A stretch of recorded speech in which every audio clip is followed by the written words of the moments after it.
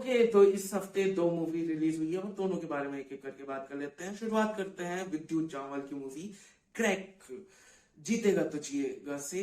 तो ओवरऑल मैं कहूंगा it was a good attempt to make something new. कि तुम्हारा आइडिया बहुत अच्छा था, तुम्हारी स्टोरी भी थोड़ी टिपिकल थी लेकिन फिर भी काफी अच्छी थी। लेकिन एग्जीक्यूशन एग्जीक्यूशन बहुत ही क्वेश्चनेबल और चीजी, क्रिंजी, ऐसे कई सारे वर्ड्स बोल सकता हूं मैं, लेकिन ओवरऑल काफी नॉट सो गुड था। प्लॉट की बात करूं तो प्लॉट काफी सिंपल सा है। विद्युत जामवाल का कैरेक्टर और उसका भाई स्टंट्स वगैरह करते रहते हैं और ऐसे ही चलते में उसके भाई को एक ऑफर आता है एक गेम शो से, मैदान नाम का, और वहां जाकर के वो बिल्कुल गायब हो जाता है। उसका आता पता कुछ नहीं है, किसी को उसकी कोई खबर नहीं है। और इसी के चक्कर में जो विद्युत जामवाल का कैरेक्टर है वो और ज्यादा स्टंट्स करने लगता है और ज्यादा फेमस होने लगता है ऑनलाइन, जिससे कि उसी गेम शो से इसे भी ऑफर आता है और वो इसी गोल से ये सब कुछ कर रहा था। अब वो जाता है उसी गेम शो में और ट्राई करता है पता करने की कि आखिर उसके भाई के साथ हुआ क्या था। इसी सब के बीच में ये गेम शो को बंद करवाने के चक्कर में है उस कंट्री की पुलिस, और एक लड़की है जो कि फायदा उठा रही है अपने विद्युत जामवाल का, डबल ट्रिपल चौपल जितना भी क्रॉस कर रही है वो सारी चीजें। ये सारा इवेंट गेम शो वगैरह मैनेज करते हैं हमारे अर्जुन रामपाल के कैरेक्टर, और मैं कहूंगा कि उन्होंने काफी अच्छा काम किया है। काफी जगह ओवर एक्टिंग लगती है लेकिन काफी जगह उन्होंने बचा लिया है लिटरली सीन्स को। देखो, स्टोरी में प्लॉट में कोई प्रॉब्लम नहीं है, काफी बेसिक सी स्टोरी है। बात आती है उसके एग्जीक्यूशन में, कैरेक्टर राइटिंग में, जो पर्सनैलिटीज दी गई हैं इन सारे कैरेक्टर्स को, जो विद्युत जामवाल को टपोरी वाला एंगल दिया गया है, वो एक्सेंट बहुत ही घटिया लगता है, वो पुल ऑफ नहीं कर पाए विद्युत जामवाल। उसके बाद एमी जैक्सन का जो घटिया सा वो किसी फॉरेन लैंग्वेज के एक्सेंट में हिंदी बोलती हैं, वो इतना घटिया था। ओवरऑल जो कैरेक्टराइजेशन था इन सारे कैरेक्टर्स का, जो पर्सनैलिटी दी गई थी या फिर कोई पर्सनैलिटी पॉइंट्स थे उनके, जैसे एक्सेंट हो गया या फिर उनका बैकग्राउंड हो गया, बिल्कुल मजा नहीं आ रहा था, बल्कि ओवर द टॉप लग रहा था। जो कि मैं उम्मीद भी करके गया था क्योंकि ट्रेलर ही उसका इतना क्रिंजी था। लेकिन फिर भी मैं कहूंगा कि ये सारी चीजें अवॉइड की जा सकती थी। अच्छे तरीके से इन सारे को कैरेक्टर्स को अच्छे तरीके से दिखाया जा सकता था, लेकिन उन्होंने ये सारा रास्ता चुना, जो कि हाँ ठीक है। ओवरऑल एक इंजॉयबल मूवी कह सकता हूँ मैं, क्योंकि एक्शंस काफी तगड़े हैं, काफी ज्यादा तगड़े हैं। जो सीक्वेंसेस हैं मजा आ जाता है। कुछ नया ट्राई किया गया है क्योंकि फॉरेन से किसी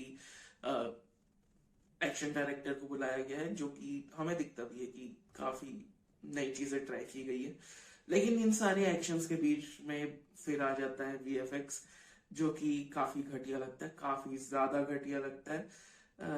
लेकिन जो प्रैक्टिकल इफेक्ट्स हैं, जो वाइड एंगल में एक्शन सीन्स लिए गए, चॉपी बिल्कुल नहीं है, मजा आता है। तुम एंजॉय कर सकते हो, तो तुम अपने दोस्तों को लेकर के थिएटर में जाके एंजॉय कर सकते हो। ज्यादा कुछ दिमाग वगैरह मत लगाओ, बस एंजॉय करो। उसके बाद मूवी आई है 370, यामी गौतम जिसमें मेन लीड में है, और मैं कहूंगा कि it was a interesting movie.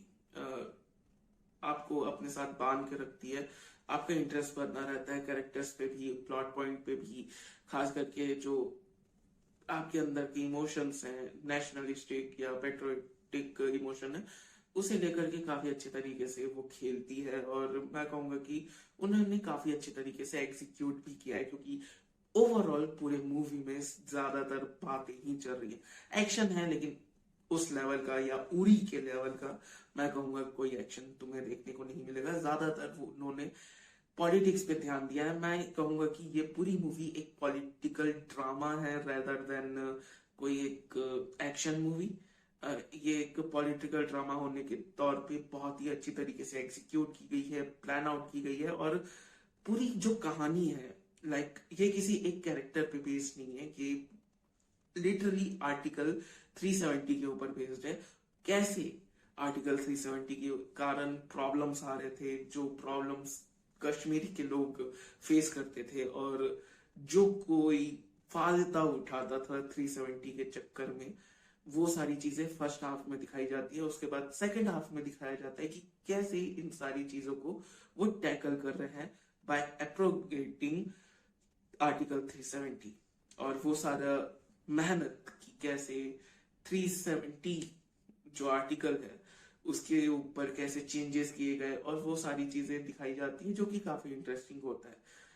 मुझे लगा कि सेकंड हाफ ज्यादा इंटरेस्टिंग है रेदर देन फर्स्ट हाफ, लेकिन काफी लोगों को उल्टा भी लग सकता है, क्योंकि सेकंड हाफ ज्यादा डायलॉग बेस्ड है। हालांकि तुम्हें काफी चीजें पता चलेगी, काफी चीजें इंटरेस्टिंग लगेगी तुम्हें, लेकिन शायद तुम्हें ना लगे कुछ लोगों को।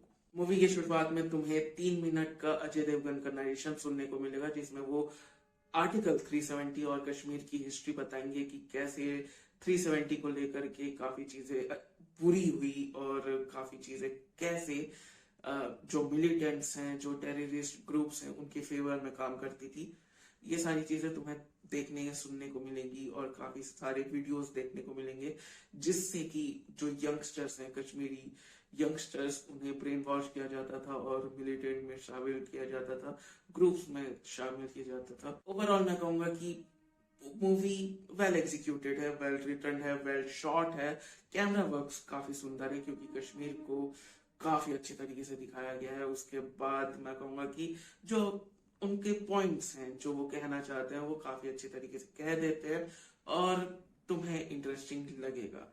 तो मैं कहूंगा कि अगर तुम्हें ज्यादा एक्शन वगैरह पसंद है तो तुम इग्नोर कर सकते हो। अगर तुम्हें ड्रामा देखना पसंद है, अगर तुम्हें पॉलिटिकल ड्रामा देखना पसंद है, तो बिल्कुल ये तुम्हारे लिए मूवी काफी अच्छी साबित होगी। बाकी ये थे मेरे ओपिनियंस, तुम अपने ओपिनियंस नीचे कमेंट सेक्शन में लिख सकते हो, और इसी के साथ मिलते हैं अगली वीडियो में। तब तक के लिए बाय, सब्सक्राइब करो, क्योंकि सब्सक्राइब करना बहुत जरूरी है। Okay bye.